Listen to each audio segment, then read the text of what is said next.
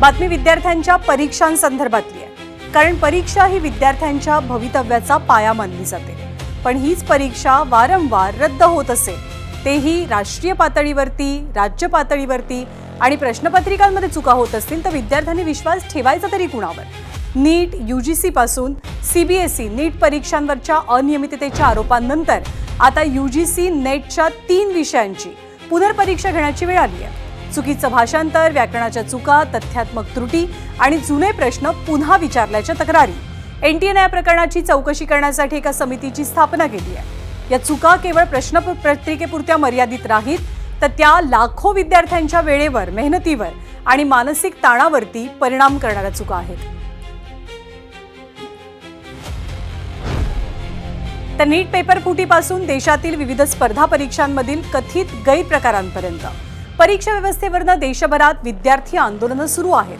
त्यात आता UGC नेटच्या जून 2024च्या परीक्षेची सुद्धा भर पडली आहे. प्रश्नपत्रिकेमध्ये चुकीचं भाषांतर, व्याकरणाच्या चुका, तथ्यात्मक त्रुटी आणि जुने प्रश्न विचारल्याच्या तक्रारी समोर आल्या आणि फेरपरीक्षा जाहीर करावी लागली. पण प्रश्न असा आहे की परीक्षा घेणाऱ्या यंत्रणेच्या चुकांची किंमत विद्यार्थ्यांनीच का मोजायची आणि आणखी किती दिवस मोजायची?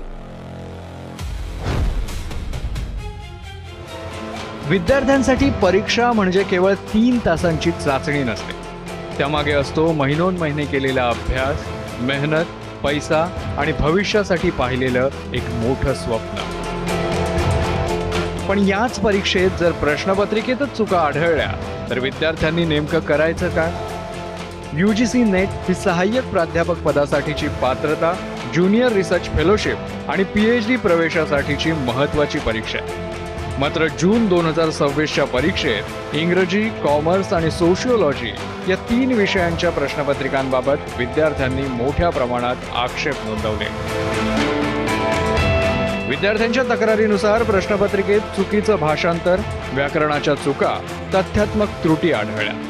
एवढंच नाही तर काही जुने प्रश्न पुन्हा रिपीट झाल्याचाही आक्षेप घेण्यात आला. प्रश्नांची गुणवत्ता आणि अचूकतेवरही विद्यार्थ्यांनी सवाल उपस्थित केले. त्यामुळे प्रश्नपत्रिका तयार करण्याच्या प्रक्रियेवरच गंभीर प्रश्नचिन्ह निर्माण झाले आणि अखेर या 3 विषयांची फेरपरीक्षा घेण्याची वेळ आली. इंग्रजी विषयाची परीक्षा 9 सप्टेंबरला सकाळी 9 ते दुपारी 12 या वेळेत होईल.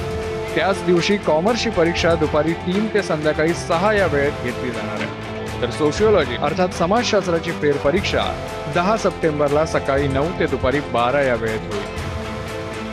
हम इसलिए नहीं चाह रहे री एग्ज़ाम, एक तो आपने बहुत कम टाइम स्पैन दिया है हमें री एग्ज़ाम के लिए, सिर्फ 24 दिन है, इतना वास्ट सिलेबस है, हम कैसे चीज़ों को कवर करेंगे इतने कम टाइम में? जब आप पेपर फॉर्म कर रहे थे तब वो मल्टीपल लेवल ऑफ स्क्रूटिनी से जाता है, उस टाइम पे वो चीज़ कैसे अननोटिस चली गई, ये चीज़ आप हमें अगर समझा सकते हैं NTA तो हम लोग वहाँ पे आई थिंक हम लोगों को क्लैरिटी मिल जाएगी कि आप हमें एक्सप्लेन कर दो कि उस टाइम पे आपसे गलती कैसे हुई.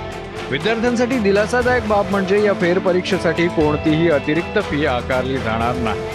पण प्रश्न फीचा नाहीये, प्रश्न आहे विद्यार्थ्यांच्या वेळेचा, मानसिक तणावाचा आणि त्यांच्या मेहनतीच्या विश्वासाचा.